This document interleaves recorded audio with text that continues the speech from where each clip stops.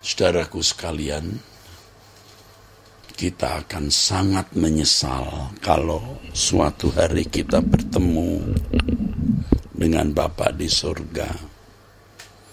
Ternyata kita belum mempersembahkan segenap hidup kita untuk Dia. Belum mempersembahkan segenap hidup kita untuk Dia itu sama dengan belum mengasihi Tuhan dengan segenap hati, segenap jiwa, segenap akal budi dan kekuatan. Kita akan sangat menyesal. Kemudian baru menyadari betapa tidak layaknya di hadapan Allah. Sebab yang layak di hadapan Allah adalah orang-orang yang mengasihi Tuhan dengan segenap hati, segenap jiwa, segenap akal budi dan kekuatan. Baru bisa seperti yang dikatakan Alkitab, tahan berdiri di hadapan Allah.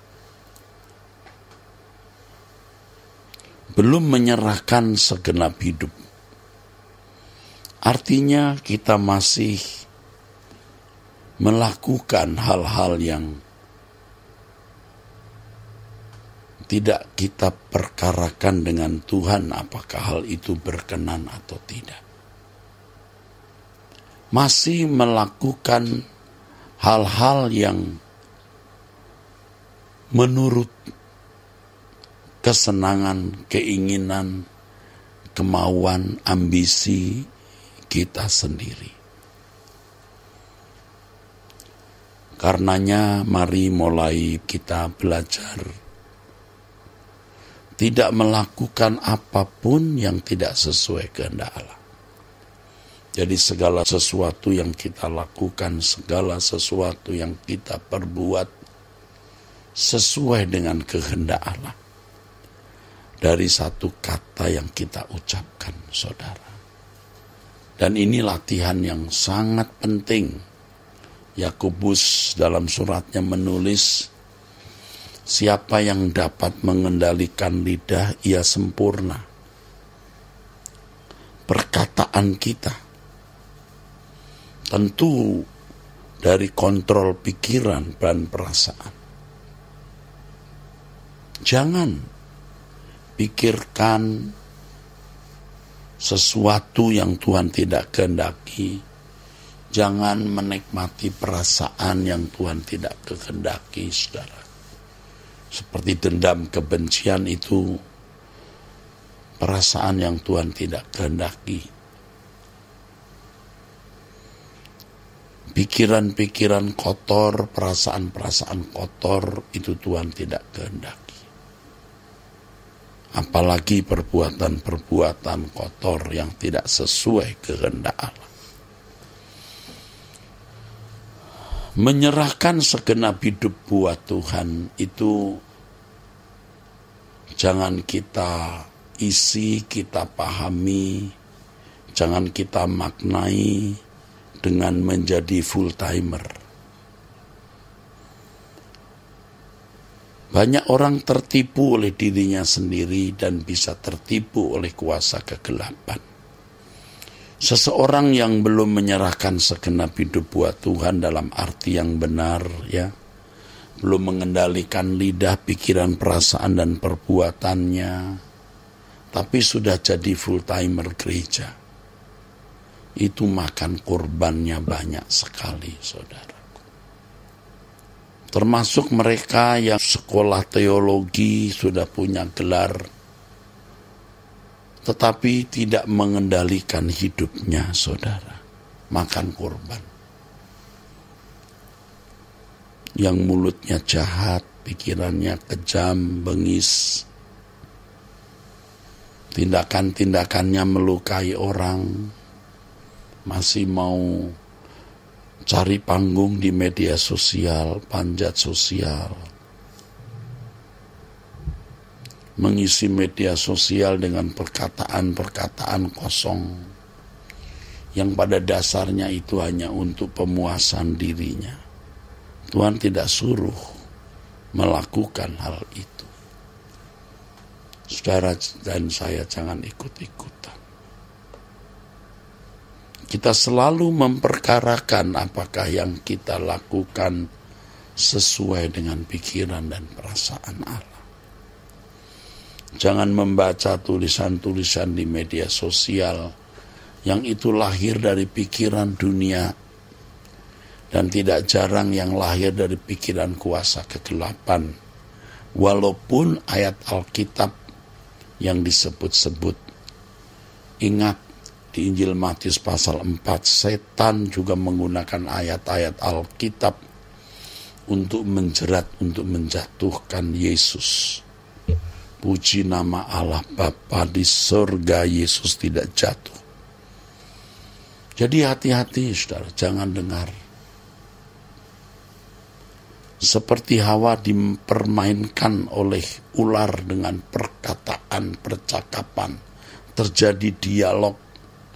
Jangan buka pintu dialog. Termasuk saudara menanggapi tulisan di media sosial. Tidak usah. Diam saja. Menjadi manusia yang bermartabat.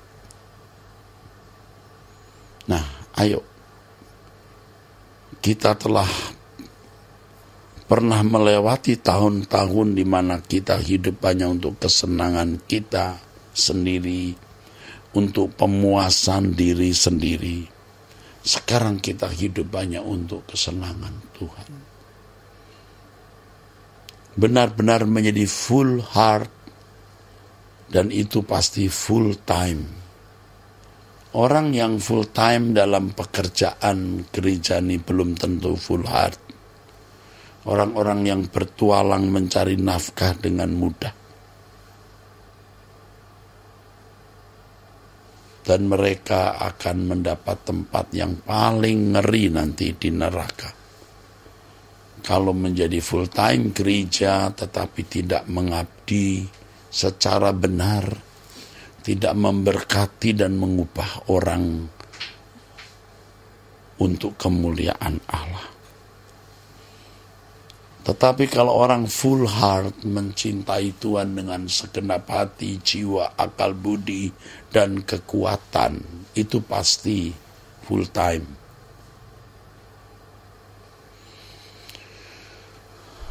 Seperti lagu yang ditulis oleh anak saya, setiap hari adalah harimu ya. Setiap waktu adalah waktumu, tak ada tempat bagiku ya. Sebab karena kau penuhi ruang hidupku. Nah, kira-kira begitu. Yuk kita belajar saudaraku. Kita harus memiliki perasaan gentar. Mungkin kita tidak punya kesempatan lagi. Ya. Mungkin kita tidak ada waktu lagi, saudaraku. Jadi kalau Tuhan beri kita waktu hari ini, aduh betapa berharganya waktu kita untuk membuktikan cinta kita kepada Tuhan melalui perjalanan hidup di mana kita harus mengambil keputusan. Ada banyak pilihan-pilihan di situ. Kita membuktikan cinta kita kepada Tuhan dengan pencobaan-pencobaan yang kita alami, kesempatan-kesempatan berdosa, memuaskan daging yang kita temukan, kita hadapi, tetapi kita memilih Tuhan, tetap memilih Tuhan, tetap menyenangkan Tuhan. Wah, itu indah sekali, saudara. Yuk kita bertekad, saudara dan saya, kita semua. Bukan hanya saya, saudara juga.